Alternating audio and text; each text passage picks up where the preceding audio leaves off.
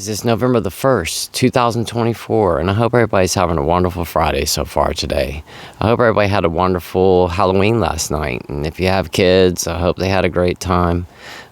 We went over to my brother's house last night for Halloween, and it was actually, we celebrated my nephew's birthday last night as well. I wasn't feeling all that great. I actually went over there. I wasn't planning on walking around with them to do the trick-or-treating, but they went ahead and went out and trick-or-treated. I stayed back at the house and actually was replying to comments last night while they were out doing that. And when they got back, I started feeling really, really bad, and actually went and laid down in one of my brother's spare beds and fell asleep. I was feeling pretty rough last night. I'm still fighting off whatever this is that I've got going on, this chest infection, and I'm just still tired from being in the hospital last week. It takes me, probably about 2 weeks before I start getting back to feeling normal, and today I've just been really, really tired as well. And as a matter of fact, if any of you guys watched those interviews that I did with my old sous chef, Zach, he actually just flew in from Washington State yesterday. And he just left my house. He came over here about noon today, and it's almost 5 o'clock right now. He's been over here all afternoon. That's why I'm getting today's video up so late. I was hanging out with him and one of his friends that came out here from Washington State with him. So, Zach, if you're watching today's video, which I'm sure he probably will, thanks for stopping by today, dude. It was awesome to see you. We had a nice conversation. I haven't seen Zach in a while. I mean, we've talked on the phone and through text and stuff like that, but it's probably been a year since the last time I saw him. So, like I said, he came by and we just sat downstairs and had a couple cups of coffee and just chatted and caught up this afternoon. But what I wanted to talk about today is I just wanted to kind of fill you guys in on what happened during my surgery, and I know I kind of briefly touched on it the other day after my procedure, and I've kind of touched here and there on it since I've been back, but I really haven't gone into much detail on what happened. And I promise I'm going to stop talking about my trip to the hospital after this. But I wanted to fill you guys in on what exactly happened when I went in for my procedure and how that all went down, because it was one of those things. So it was probably one of the scariest things I've been through. One of the most traumatic things I've been through, because I was wide awake for it. And I guess I'll just go ahead and just hop right in. I want to try to keep today's video as short as possible, so I can go ahead and get this video up for today. Like I said, it is like 5 o'clock right now. But you guys all know that I got sick and wasn't feeling well, and ended up making the decision to go down to Charleston. None of my local hospitals around here can handle what I've got going on. They just can't. And all of my doctors, all of my specialists and everything are down in Charleston. So my wife and I have already made a pact, basically, that anytime that, I don't feel good, it gets to that point where I feel like I need to go to the hospital, that we're just going to go ahead and go straight to Charleston, because at the end of the day, all they're going to do anyway is they're going to get transportation. I'm going to have to wait on an ambulance, and then I'm going to have to get shipped down to Charleston. So the way we see it is that if I'm well enough to get in the car and just go, take that 3-hour drive down there, because it's 3 hours for us to get down to Charleston from where we live. But if I can make it, if I think I'm well enough to make it, that's what we're going to do. And that's what I did this time, was just go straight to Charleston. Because I've been through this in the past. I've gone to other hospitals when I've been sick, and all they've done is tell me I need to go somewhere else, that they can't handle me. And once again, all my specialists are down there anyway, so there's just really no point in me going anywhere else but Charleston. But I got sick, knew I wasn't feeling well, and that I needed to go to the hospital, and I went ahead and called and spoke with my doctor's nurse, and let her know that I was on the way down there, and to please let my doctor doctor know that I was on the way. And she said that she would, and she told me to go ahead and drive down, just go to the emergency room down there, and that they would know that I was coming. And like I said, I got to the hospital. It was perfect timing. I didn't wait for long, got in there, and, it didn't take them long to discover that my tips was occluded. There was a clot inside of there, and there's just no blood flow going through it. So they kept me, I got admitted, and I stayed and waited for 3 days until my doctor was available to do the procedure. They would have went ahead and done it if my lactase numbers or if my liver numbers had come back worse than what they were. I know that, I can't remember those two numbers. The AST and ALT were highly elevated, and my lactase numbers were high as well. What the numbers were, I don't know off the top of my head right now. I could ask my wife, and I'll ask her so that she can tell me, so I can let you guys know what those numbers are tomorrow. But I just don't remember. I just know that they were really high. And anyway, so I waited until that Tuesday because my doctor was in clinicals all day that Monday. And Tuesday morning, well, they told me on Monday that my procedure was going to be at 12:30 on Tuesday.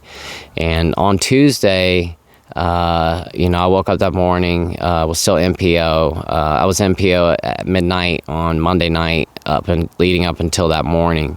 And like I said, they told me it was going to be at 12:30 on Tuesday. Well, at 9:30 that morning, they came in the room and said, it's time for you to go. And they brought me my gown, and they brought me those wipes and told me to wipe my whole body down, especially around my neck, because that's where they were going to be going in. And I still have it's not bad of a scar, but this is the area that they went in at right there. So they told me to put the gown on. I put my gown on, had to take my rings and all that kind of stuff off. And then they took me down to the operating room. And, this is interventional radiology. I was wide awake when I went in there. And most of the time when I go in there, they put me to sleep pretty much right away. This time was a little bit different because there was no anesthesiologist in the room. Like I was saying, they didn't want to wait for anesthesiology because they said it would have pushed my surgery back a couple more days, and they wanted to go ahead and go in there immediately. So what they told me that they were going to do is they were going to put me in a state of basically like a hypnotic state. What they call twilight is what they called it. They told me they were going to put me on a really powerful sedative, and they told me that I was going to be on a fentanyl drip as well while I was in there for the pain. And I think that what they gave me was something called Vizam. I think that's what it was. I didn't look it up to see. I think that's what they said it was that I was on. And speaking of that, before I even get into it, so I don't forget, I did wake up in the surgery, and what I was told by the doctors after the fact is that since my liver is so compromised, that my liver can't properly metabolize whatever that drug is that they gave me, which is the reason that I woke up because my liver couldn't metabolize it properly, I guess, and it just didn't work the way that it really should have.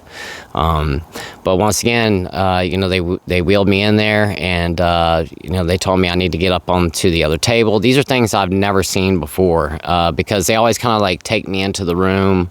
The anesthesiologist basically comes in immediately, and they're hooking me up, and before I know it, I see the propofol, and that's it, and it's lights out from there. This time was a little bit different, like I said, because they kept me awake leading up into the surgery. So I kind of scooted myself up onto the table, and they made me put this weird like pad on the back of right above my butt. It was like an adhesive pad on one side, and it was just like a padding on the other. It was probably about this big, and they stuck it to my back because the table that I was laying on was just like stainless steel. And I guess because I'm so skinny, and I guess the bones on my back and everything, they're worried that it was going to rub my back wrong, or it was going to be really uncomfortable for me or something. I've never had that patch put on my back before, but they made me put it on this time. But I slid up on that table. It was really cold when I got up on there. And, they asked me, would you like a warm blanket? I told them, yes, please, because the room is always freezing cold. And then another thing they did, which I've never seen them do before, is they put up like a almost like a tent frame over me.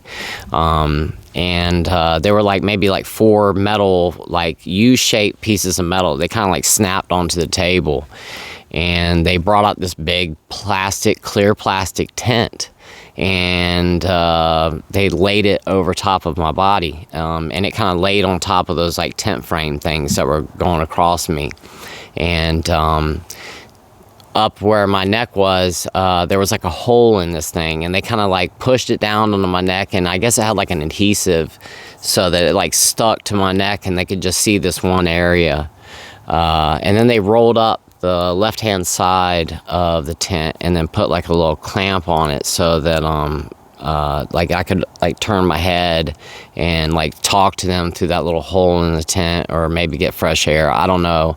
That's why I would imagine why they did it, was just so I could talk to them through there. They put the oxygen in my nose, just a little hose that they put in there, and I already had IVs already running in my arm. And the doctor came in, like I said yesterday, or the day before, he started talking with everybody, went over a list of all the things that they were going to be doing, and that was basically it. And then he told the nurse to go ahead and administer whatever that drug was that put me in that state, in that twilight state. I fell asleep immediately. That's basically where my memory stops at that point. And then next thing you know, I woke up. And when I woke up, the doctor was pushing on my neck. And I don't know if that's what like woke me up. But he was pushing on my neck. His hand... He had one hand and it was pushing, like I could feel this extreme pressure right here on my neck, and I could feel his hand pushing, like he was really pushing hard on my neck. And when I woke up, I jerked, and the doctor told me, don't move. And he grabbed me by my shoulders and said, look, you have to remain calm. You cannot move right now, because when I woke up and he was pushing on my neck, I could feel him in my liver. They must have already had the cable or whatever it is that they run down through there, and I guess they were trying to push through that clot during that period of time. Because like I said, he was really applying pressure. I mean, I could really feel the pressure on my neck of him pushing, and I could feel them in my liver. I could feel the pressure in my liver from whatever they were doing. And I would imagine at that point that they were just trying to push through the clot. I could hear him talking, telling the nurse I'm trying to push through it or whatever. And I just remember being in a whole lot of pain. And like I said, they had me on a fentanyl drip. And that should have stopped the pain, but I could still feel it, and it hurt really, really bad. I remember screaming out. I was squirming all over the place. The doctor had to tell me multiple times to stop moving, and he eventually told me, I remember him saying to me, like, if you don't stop moving, we're not going to be able to save your life. And like, this is like the most important thing that you can do, is to remain calm and stay still. I just remember him saying that to me over and over again. And I kind of pulled my arm out and was kind of reaching through the tent and was asking the nurse to please give me more of whatever that was and put me back to sleep. And I remember her telling me, I can't. We've already given you more than, we've already given you as much as we can give you at this point. She just kept saying that over and over again. I was asking her, please put me back to sleep.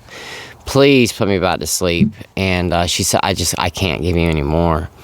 So I had to lay there wide awake. And what they told me that my surgery was going to be like an hour to 3 hours max, and it ended up being 6 hours. I was awake for 5 of it. and it was hell. I mean, it really was. It was very traumatic.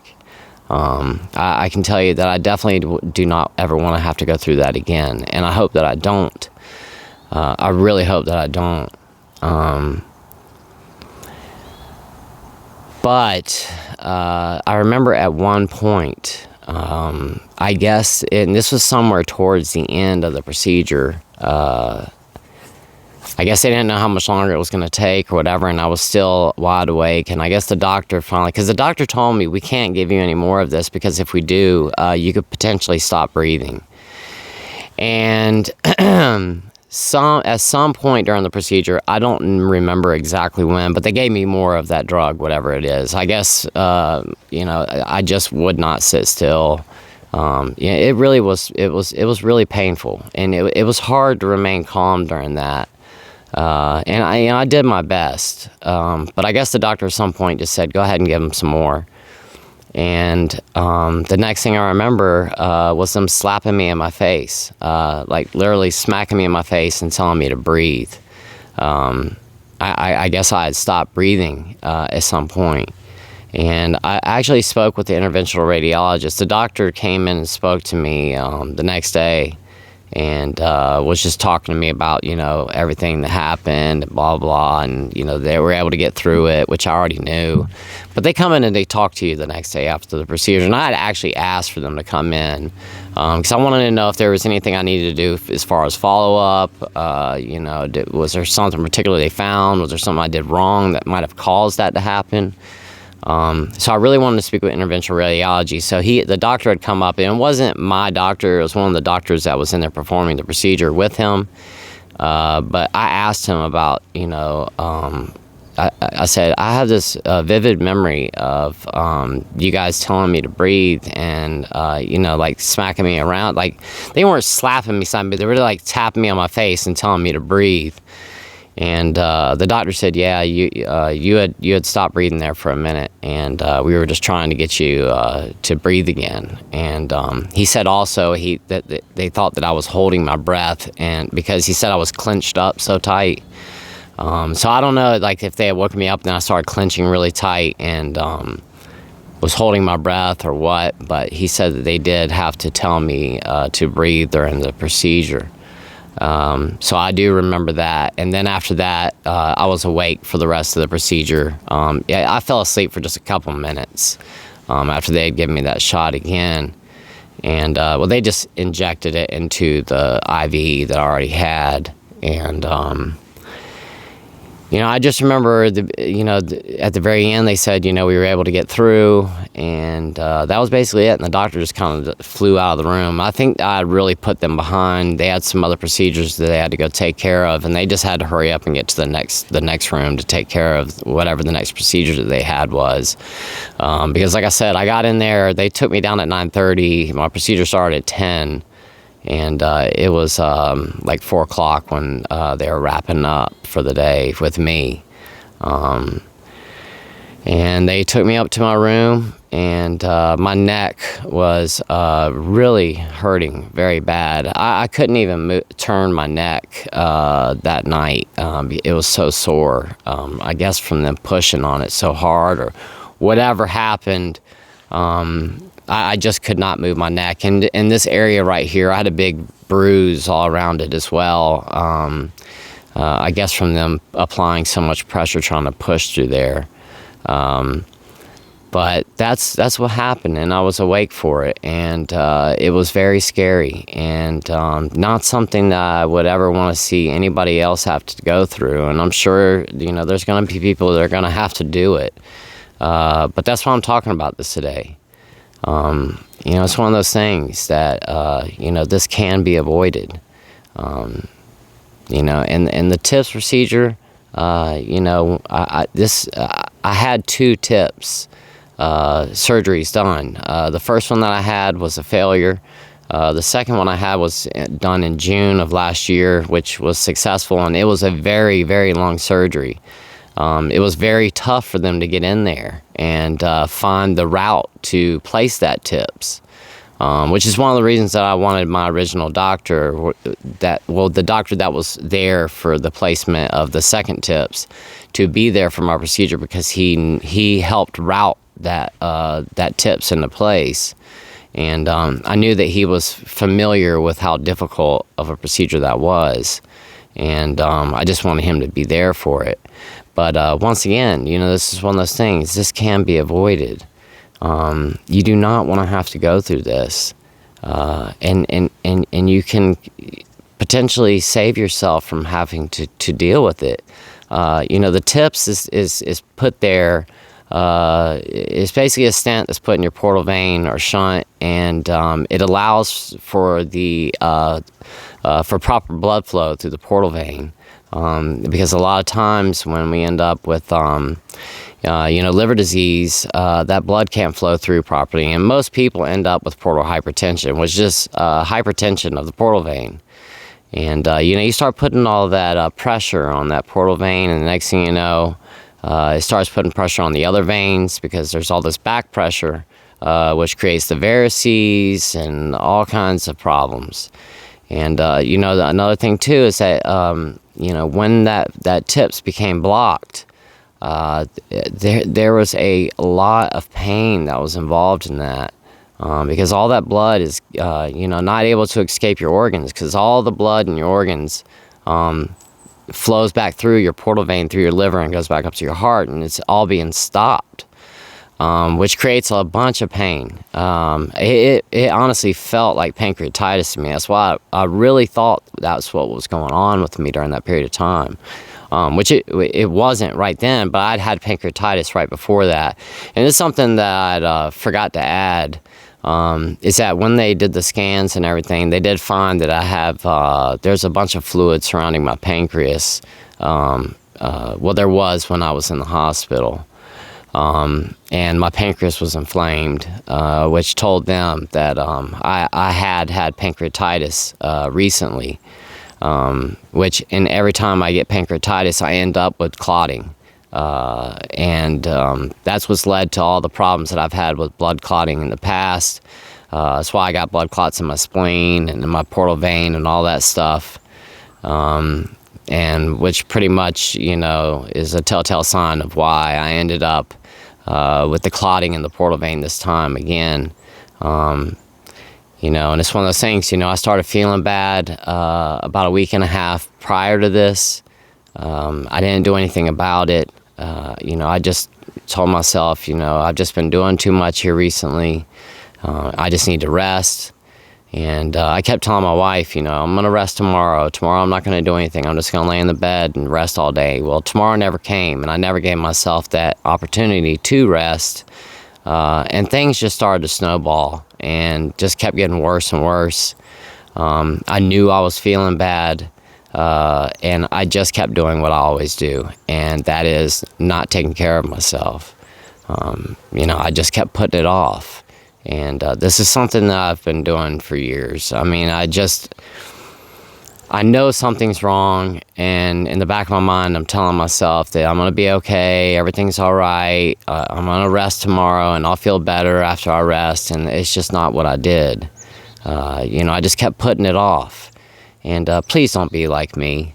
If you have any kind of health concerns, whatever, just go straight to a doctor or go to the hospital and get yourself checked out, because it always ends up becoming way more of a problem when we let things sit on the back burner, and we tell ourselves, I got all these other more important things that I need to worry about, instead of going to the doctor, going to the hospital and getting checked out. And I know it costs money, but I mean, you can't put a price tag on your health and on your life. And, one little simple, just going to the doctor, going to the doc in the box, if that's what it takes. There's some very simple blood tests that they can do to determine if you're having any kind of problems. And if you go in there and if you're honest with them and you tell them, I've been drinking X amount of alcohol for this period of time, and this could be alcohol related, they can do a really quick blood panel, and they'll know if you're having some problems with your liver. It's, a very simple blood test for them to determine if you're having pancreatic problems. once again, it's not like you have to go through all these steps and, it's hours worth of testing. No, they take a little bit of blood and they can determine really quick what's going on with you, especially if it's something that's alcohol related like this, especially liver or pancreas or anything like that. And like I said, I let this go far too long. Didn't do anything about it, and then this is how I ended up.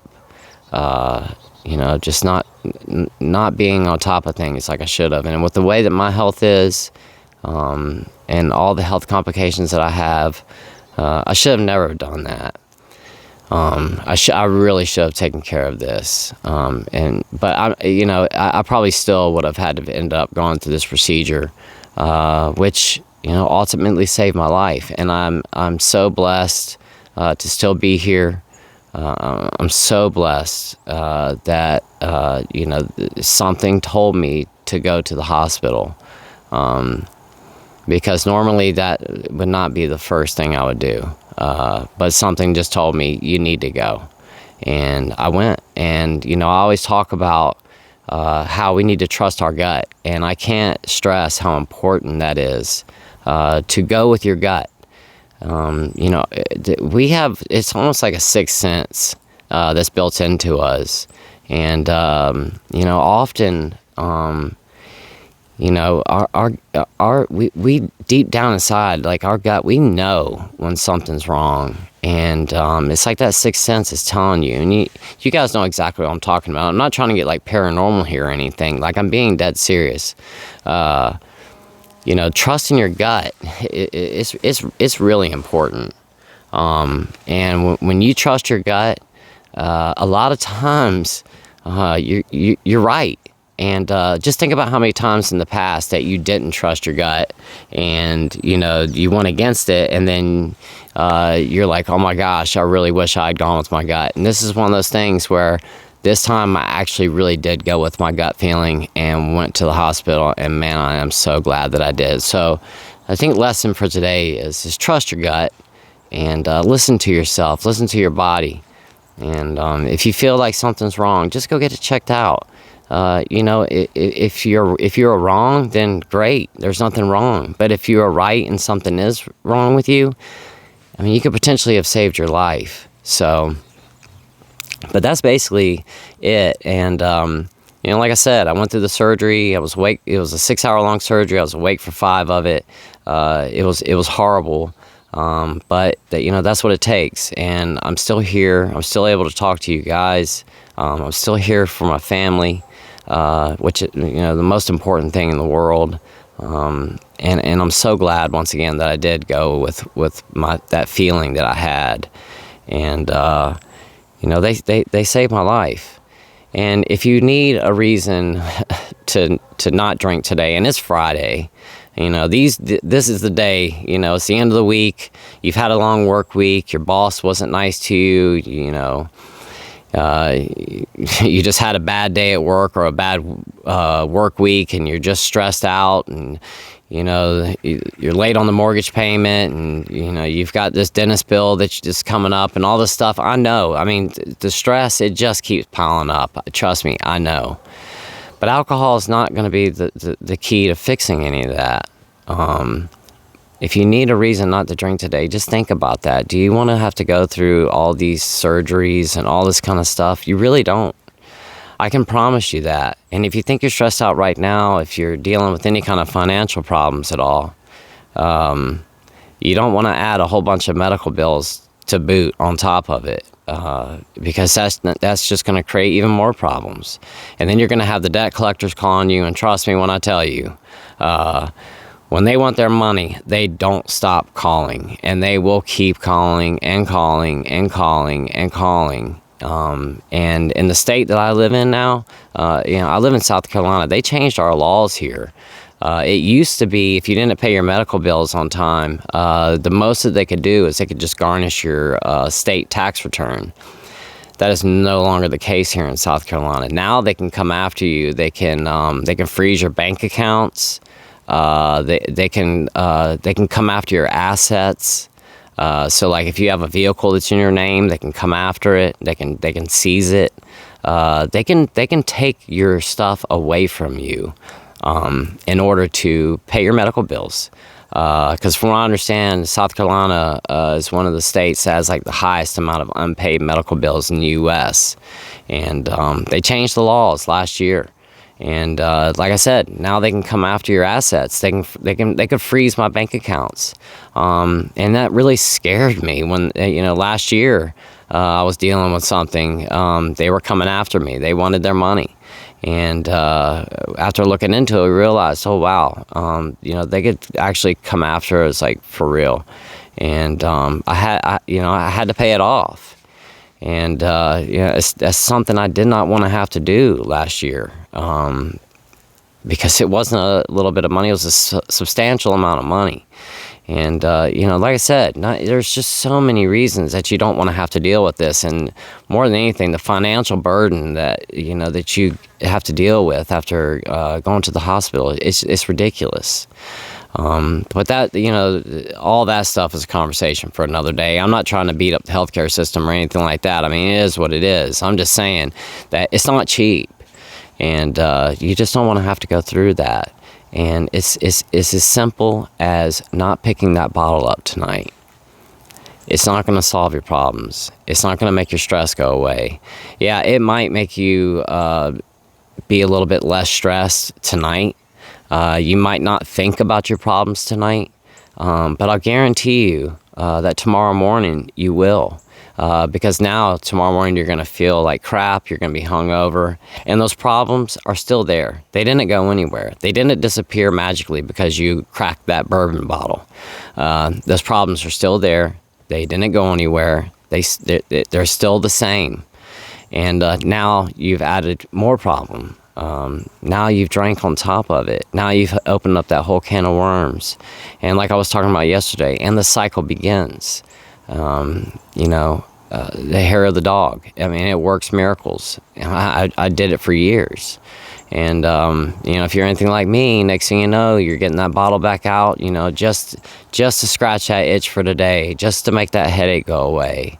And then before you know it, you're drinking again tonight. Or tomorrow night, and then before you know it, you've drank all weekend.